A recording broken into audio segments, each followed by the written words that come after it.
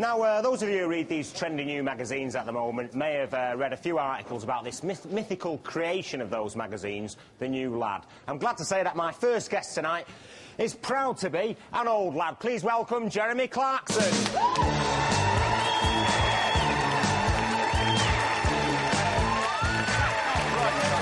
Top gear, Jeremy, top gear. Now, most of you watching will be acquainted with Jeremy's work, and fine work it is as well, but for those of you who aren't, let's take a walk through his life. Top gear's not a particularly difficult job, really. You just borrow a car, usually an expensive one, drive around in it for a week, piece of cake. I've got two loves in life. Smoking and listening to Bob Seger. Sad, sad old man that I am. There are three things that matter really with cars. How fast they go, how much does it cost, and can you pull birds in them? And I've never really found a Japanese car that meets any of those criteria. I like Jags, I like Astons, I like Ferraris. I just like expensive stuff. Give me a Ferrari. I was given a Ladybird book of cars when I was 2, and I could say Maserati before I could say Mummy. Got into smoking, got into girls, got into music, and then I got lobbed out of school. Ran into a guy at a party, and he turned out to be a Top Gear producer, and I'd had a few too many, and I said, I'll tell you what you want, mate. You want me on the programme? And he said, yeah, OK. Silly sod. I'm a driver, I'm a winner. I never really saw what was wrong with the 80s. I had a great time. And I've certainly got no time for this PC stuff in the 90s. I only have one fear in life, running out of cigarettes. Fortune. I work for the BBC. I don't wear flash clothes for the television. I don't put makeup on. I don't look in a mirror before I do a piece to camera. I'm just an ordinary bloke. What a man! Hey, Jeremy, what can I say? Stand up, look at this. Hey, all right, don't do that. Sweet. Hey. Small but hard, you know what I mean? Yes, I know. I'll just ease over you here. You don't want to mess with me, kid. Right, cars. Now, you... Oh, do we have to? Yes, we must talk about cars, the motor car. You do say a lot of very sexy things about cars. You're always talking about, you know, curvaceousness. It's not all low box and camshaft with you. And you were driving one car and you said, this is the sort of car that'd snap a girl's knicker elastic at 200 yards. Aha! That was a misquote. I said it would snap knicker elastic at 50 paces and never said girls, which was my big defence with all the big bosses that said I was sexist. Oh, so it could have been... Which, of course, I'm not. Guys' knicker elastic. Much. So it could easily have been guys' knicker elastic. No, but I mean, look, cars are unutterably dull. I mean, what actually makes them go is about as dull as it's possible to get. It's the real ale, really. And but they are big status symbols, aren't they? Yeah, that's exactly it. The big status symbols, as I've said on that, there are three things that matter. How fast does it go?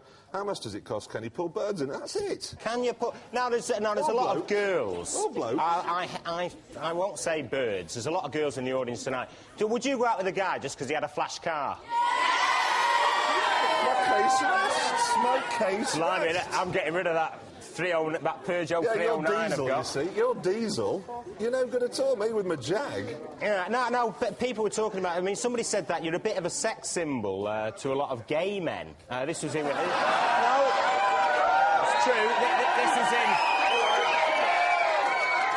This was in one of the music papers last week. And what did I say? Well, you tell us what you said.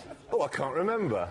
I was mildly disappointed, I seem to remember. Yes, you seem to think that it'd be a pain in the arse if, you know, the last thing you wanted was to see somebody buggering somebody else outside your doorstep, you said. Which wasn't very politically correct, was it? No, but you can't be politically correct when you're doing a job like mine. I'm sitting there in the world's most un-environmentally friendly thing there is.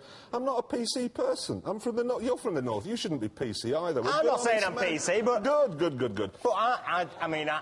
Well, I don't know. No, mate, I haven't got a gay following, not since I shaved my moustache off. But you should be proud of that. The more fans, the better. No, it isn't. No. So what's the flashiest car you've ever driven, then? That's more like it. Right, to get off that Changing the subject. No, I mean, what? 456? I don't know. What's the flashiest car I've ever driven? Ferrari. It would be a Ferrari of some description. But you don't actually own a car, do you? Heterosexual, red-blooded Ferrari 355. Look, No, wait a minute. You're a married man, Jeremy. I know I am. What does your wife say when you talk like this at parties in front Let's of her? give her a ring. Have we got a phone? Doesn't she, like, wince a bit? Yes. She said to me tonight before I set off, she said, and I don't want any of your Alf Garnett behaviour. I don't want any of you to keep your trap shut on this. And the first question, what did I get now? What's this about gay? Well, I have to ask you, Yeah, don't I? it's true enough. Yes, it's true. No, I'm just, as I said, I'm just a bloke from the north. Ordinary sort of... But you had all the opportunities going to that posh school, didn't you? That Yeah. public school. Now, you see, if you're thinking of paying for your son's education, look at Jeremy here. Mind you, you're making a bob or two, aren't you? Yeah. Not even I'm got a making card so on. much money now, it's obscene. Right, Yeah. well, you're going to stay with us tonight, and I'm glad to see you're not spending it on clothes or anything. Yeah. Now, Aunt Alan... Sorry.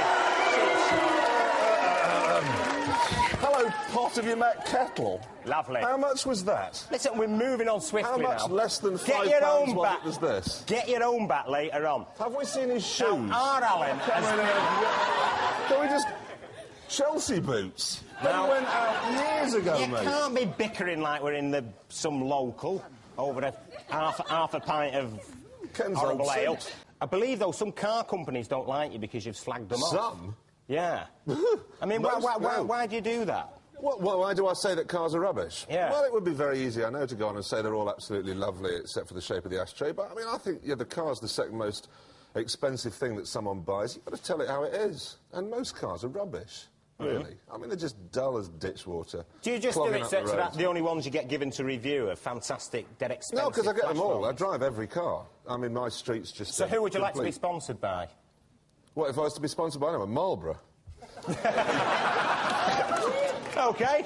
But they well, don't make cars yet. You can always take it out for a drag, can't you? What's this obsession with cars in rap videos? They all seem to have these really flashy, big machines. I don't think it's just rap. It's L.A. L.A. We originated the lowrider. We were the first people to lowride on the whole planet. You know, they're lowriding in Japan now, all over the United States. Even New Yorkers jumping on the bandwagon. So it's something that we invented. And you know, I got a '71 Chevy 318, all stock, brand new interior, brand new wheels. You know what I'm saying? This is your fridge, is it? Or... That's my Sunday Oh, your car, right. Yeah, my car.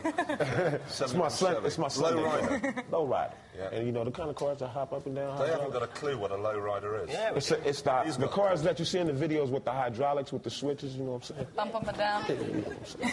That's how he gets his hair like that. Don't start him off with cars, because he won't stop otherwise. I wanted to ask you, Coolio. Super cats. Thank you very much, Jeremy. Thank you for having me. May your tyres never leave the road, etc. Join us for next week's show, because we've got Steve Tyler's superstar daughter, Liv Tyler, on the sofa, and music from Jade and Supergrass. But to play us out tonight, he's been Grammy-nominated for Best Artist of the Year. He's going to be playing us a world-exclusive performance of a brand new track called Through the Window Intro, Coolio.